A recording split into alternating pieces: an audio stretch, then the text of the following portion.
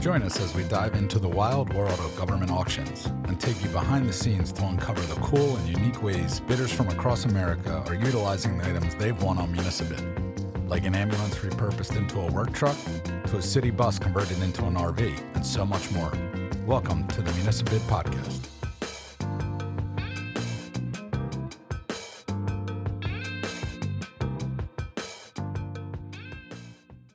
Welcome, Greg Berry, to the Municibid podcast. We're delighted to have you on board. Greg Berry, you're the CEO and founder of Municibid. Can you start us off, telling us your story about creating Municibid? Sure. It's fun to finally do this. We've been talking about doing a podcast for many years now, and we're finally doing it. So it feels good to get it launched and out to the world.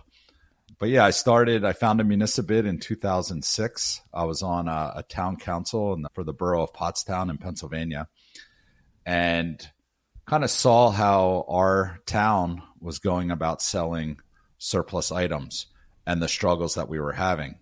So we would, as an example, we would have an old police car that had let's say a blue book value of about $3,000. And we would list it for sale using what's called the sealed bid process, which basically is that we put a classified ad in the newspaper, a legal ad, letting the public know that this item or this vehicle is for sale. And then if you happen to see that classified ad, the 2 or 3 people, they would have to come to the town borough hall and fill out a bunch of paperwork just to place one bid. And it was kind of a one bid and done scenario. So we'd get a couple lowball bids, and then we would take the highest of the lowball bid. So we'd sell that $3,000 Crown Victoria, let's say, for $300. And then the next agenda item, we would be debating over or trying to find, an extra $1,000 to pay for another project. And I'm like, well, wait a second, we just gave away $3,000. And so that kind of got my interest peaked, just being an entrepreneur and I guess a general problem solver. And then I noticed that other municipalities in our area kind of were having the same struggle, just from talking with other council members and township supervisors and township managers, borough managers, that sort of thing. And they all kind of said, yeah, we're having the same problem. Like, we're just not getting the true market value for these items.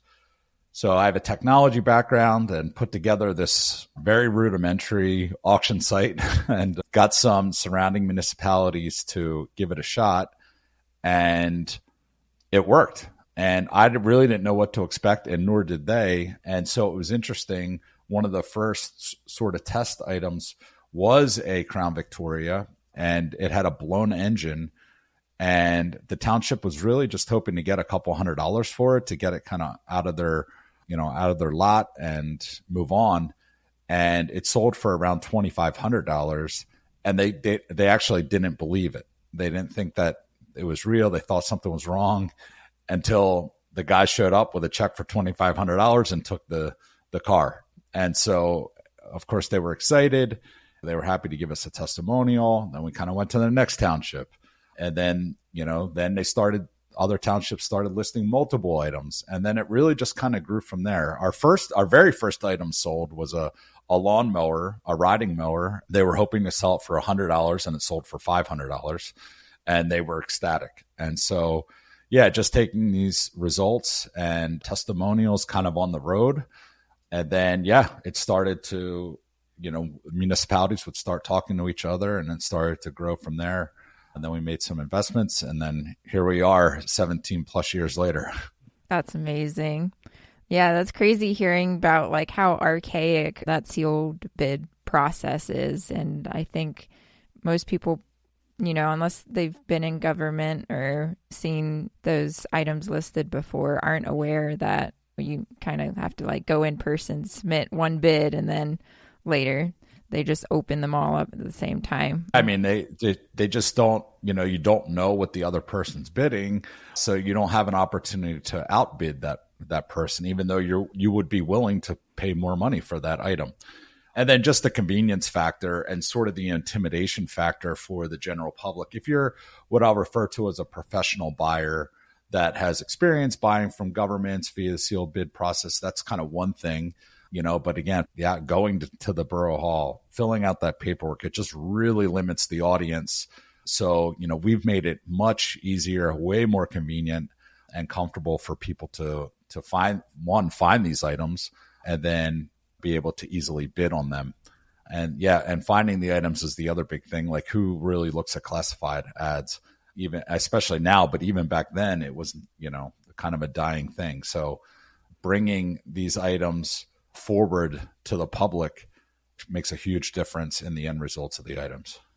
And what spurred you to run for council for the Pottstown Bureau? I grew up in that borough for the most part. It's where I was born and raised. I owned a house there. I owned a sort of a investment property. It was a residential and commercial, like sort of mixed use property. And, just concerned with the direction of the town, interested in the challenge of running for a public office. I was only 25 at the time, maybe even 24. And I just thought it would be a great experience. And so, I got involved. I had a primary election, and that was hotly contested, and I won that. And then I had a general election, and I won that. And so that alone, just the, sort of campaigning as a local elected official was really an interesting experience. I learned a lot from that. And then actually, of course, serving on the borough council for 4 years just offered a plethora of experiences that, you just don't have unless you're in that. So it was a great opportunity, a great experience. Yeah. So government surplus, like, who's generally selling these items, and like what can people expect to see at a government surplus auction? So, it's governments of all types. So it can be anywhere from the federal level all the way down to the local municipality or township. So you have departments within the federal government. You have state departments. You have counties, townships, boroughs, cities. And then also organizations like water and sewer authorities, transportation authorities, parks and rec organizations. And so it's really any sort of government-related institution, we'll call it. And then also universities and school districts utilize Municibid to sell their surplus. And then within those, there's various different departments that have a plethora of items. It's quite an array of items that it could range from vehicles and heavy equipment, which is pretty much our top sellers, all the way to like airplanes and sailboats and jewelry and electric guitars and, furniture and IT equipment and cafeteria equipment and kitchen equipment and gym equipment. Literally, if you name it, it's probably been sold on Municibid. We even sold a bridge. Literally everything is, I feel like there's not been anything that I know of that hasn't been sold on Municibid, I guess with some exceptions. But it's pretty interesting to see what comes up for auction. That's crazy. That's like a whole bunch of different items. This bridge, though, like, was it the structure, or like, was it like the land or water part of it too? It was just the structure of the bridge. So it was that. This was a long time ago. I think back in 2008 or 9. Wow. Yeah. Must have been something to take apart and move. Yeah, exactly. It was more of a project than anything else, but yeah. Why are governments selling these items that they have? For the most part, the governments that are selling with Municibid are selling items that they have used, they've bought themselves, they've used, and they no longer have a need for, or the items are being replaced or upgraded, or they've reached the end of life, or they just don't have a need for these items, where they might have thought they were going to be doing a project and that project was canceled. In addition to that, there could be items that they obtain that are kind of lost and found items or through forfeitures. And so it's basically anything that a government owns that they no longer need and that they're looking to sell or liquidate. And, obviously we give them a very easy way to be able to do so. What are some of the most unusual items that come to mind, that have been sold over the past 17 years on Municibid? Yeah, I mean, there's quite a few. There was one hovercraft. There was a sailboat that a town acquired in Massachusetts. It was kind of an interesting story. Maseratis and Corvettes and things like that, vintage fire trucks, and then just kind of odds and end type items. We had like a whole group of arcade games, like early '90s arcade games, jukeboxes, just a wide array of interesting items that have just come across. And I'm always sort of surprised to see what comes across, but even more surprised on how much some of this stuff sells for, and that the interest level in some of these unique items. Yeah, and to clarify here, it's not governments buying Maseratis and then using them later, selling them. Those are like seized items. That's typically not the case.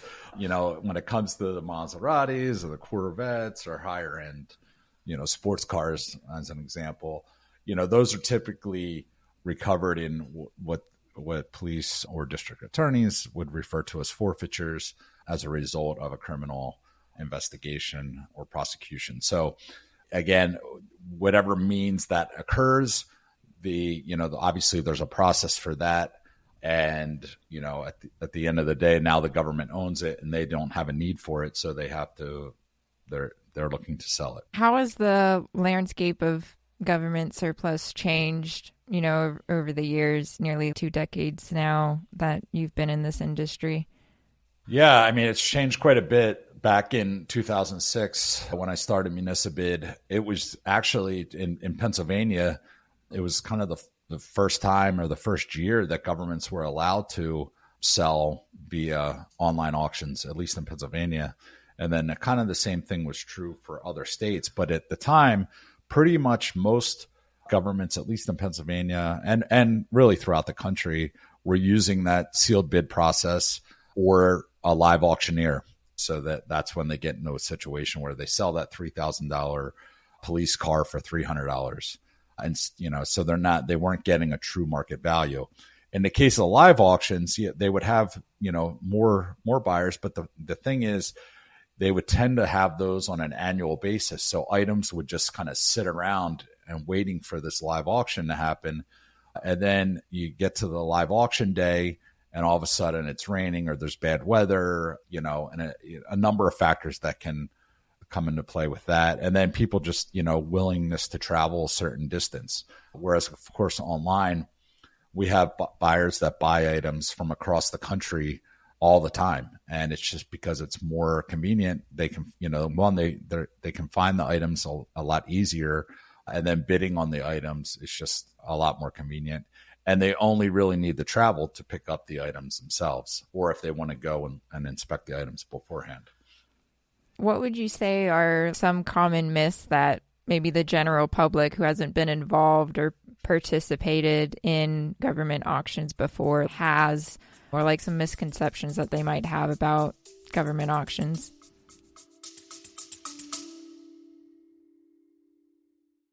Before we jump back into today's episode, I wanted to take a moment to chat about where you can find government surplus auctions. Municibid. It's an online government auction marketplace where you can find all sorts of interesting and unique items at a fraction of their retail value. From vehicles and heavy equipment to electronics and rare collectibles, there's something for everyone. Head over to municibid.com and see what you can find. Yeah, I think the most common one is that the items are all junk or it doesn't work, or they've run these vehicles or equipment into the ground and it, you might be able to get some scrap money value out of it. And that is true for some cases, but we have items from brand new where, again, they've purchased items or equipment or vehicles for projects that ultimately ended up not getting funded or didn't happen for whatever reason. The condition of the items really does range across the spectrum. The other sort of myth is that you have to be a company or have a dealer's license or something like that to be able to buy government surplus. And with Municibid, the auctions are open to the public, so anyone can buy. And in our case, it's anyone that's 18 years or older in the US or Canada, of course, with verification and things like that. But yeah, I mean, it's open to basically everyone. You don't need a special license. You don't need a reseller's license. You don't need a dealer's license. You don't have to be a company. And we have quite a few individuals that buy items. We have parents that buy their kids their first cars on Municibid, or we have people that are kind of DIYers that do, crafts and projects that buy sort of, raw materials on Municibid for those projects. So it really does run the full gamut of opportunity for, what's available. With the general public being able to buy items that the government's selling, are there any legal concerns that the public should have, when it comes to some of these emergency service or like military items that governments can be selling? Yeah, typically if the government's selling, they know that the items are up for sale to the public.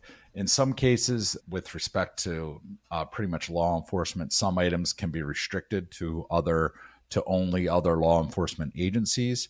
And, and we do have other governments that buy from other governments on Municibid. And we do have businesses, we do have individuals, we have nonprofits. And so it's quite the mix of buyers. So, in the instance where there might be a specialized piece of equipment, generally police related, then they can restrict that to only police departments or certified police departments. And then when it comes to lights and sirens, let's say on a fire truck or an ambulance, sometimes they come with them because they're just too difficult to remove. Obviously, it's not legal to buy a fire truck and drive it down the street with the lights and sirens on. So I definitely don't recommend that. But in the case of police vehicles, typically they do remove the lights and sirens from the vehicles unless they know that it's going to another police department. Right. And what tips would you have for the general public who's maybe brand new to government auctions but is interested in checking out the items and finding things that'll work for them? Yeah, the biggest thing is really just understanding what you're buying and, the condition in it. And we work very hard with our selling agencies to make sure that they provide as much information and an accurate listing as possible. But really to kind of do your own research and due diligence into the item's condition and that sort of thing. And that might mean going and inspect the items before bidding, asking questions through our Q&A channels on the listing pages, and then really trying to understand, what your top dollar is, because you do get into, it's an auction, so it's a competitive environment. And you might be willing to go a little higher than what you thought you wanted to go, but having sort of that idea in mind allows you to not get so caught up in the excitement of the auction and kind of stick to your guns as far as what you budgeted for that particular item. So yeah, just really understanding the quality and the condition of the items, asking questions, inspecting the items, and then understanding how much you're really looking to spend. And then I would also add understanding sort of the terms and conditions, if you will, the rules of the auctions, just so that there's no, misunderstandings at the end. So in some cases, and we make this very clear on the listing pages, in some cases, the governments have to vote on the results of the items. And we work with the governments to try to end their auctions as close to the meeting that they'll be voting on the items. That way there's no, real delay, so that the winners, the person who won the auction doesn't have to wait a month before they find out whether or not the town accepts it. For the most part, the towns accept the auction results. It's very rare that they don't, but there are some cases where that is. But that's made very clear on the item pages. So really just kind of understanding and reading the item pages, the listing pages, to get all the information. Understanding where the item is, I would say, is another one sometimes. And we include a map on all of the listing pages so that it's very clear where the item's located. Because again, we have buyers that buy cross country all the time. Right. this is not a store where you just walk in, pick up an item, pay for it, leave. You're placing a bid. You're working with governments, and they've got, each is a little different and has their own like process. What's Exactly. some major differentiators, or what really makes government auctions unique versus, everyday kind of peer-to-peer auctions? Pretty much the type of equipment that you would find available. And while you can find, and you will find a wide array of items up for auction on Municibid, you're in a general local auction that you might go to that's not a government auction, you're typically not going to see fire trucks and ambulances and police cars and EMS equipment. So things along those lines tend not to come up in these other auctions unless they're being resold by people that have bought them previously from governments. Yeah, I mean, I think that's kind of one of the key differentiators between just a regular auction or like, an eBay auction or something like that. It's just kind of the unique items that you'll find, things like fire hoses and just kind of general random equipment that governments would own that the public might not. Very cool. And can you share one of your most memorable experiences or stories, over the past 17 years of running Municibid? There's so many, I guess, kind of looking back from the very beginning, it was, we had 0 customers, we had 0 buyers, we had 0 sellers. And with it being a double-sided marketplace, it's like, okay, well, which side do we go after? And for me, it was pretty clear that we needed the governments to list items, because I was pretty confident in our ability to get the word out locally. And at the time, it was very local. And so depending on where the item was located, we would do all kinds of advertising in that particular area, both kind of in print, even so much as those flyers with the pull tabs, putting them up in Home Depot and Lowe's and grocery stores, and just really on the ground sort of marketing is how initially it got started. And then, sort of word started spreading, and then we started getting a little bit more sophisticated with our marketing. And now we have an entire, what I call, marketing machine that really gets the word out to people about these items, which of course then brings in more buyers and provides a better result for the government, which is actually a win-win-win for everyone. So the government wins with respect to they're now getting a true market value for their items instead of, pennies on the dollar that they were getting before. The buyer is still getting a great deal or even having availability to items right away. Over the last couple of years, with respect to the supply chain issues, government auctions were a great place to buy items that were available right now, as opposed to having to wait 6 months for inventory to arrive or for parts to arrive. So it really filled the gap with respect to that. So, and then just generally growing the team over the years, we have an amazing team that works at Municibid, and everyone really cares about the results, not only just for the governments and making sure that we maximize the results for each individual item, but also we really, really take care of making sure that our customers are happy, that their questions are answered. We put a lot of work into refining things to make things easier and simpler and faster and more organized. And that's an ongoing process. So really, really proud of our team for doing that and seeing how, everyone has grown and how the company continues to grow at a pace that I could never have imagined to this day. And, now we're serving nearly 6,000 governments across the US, and I think that says a lot.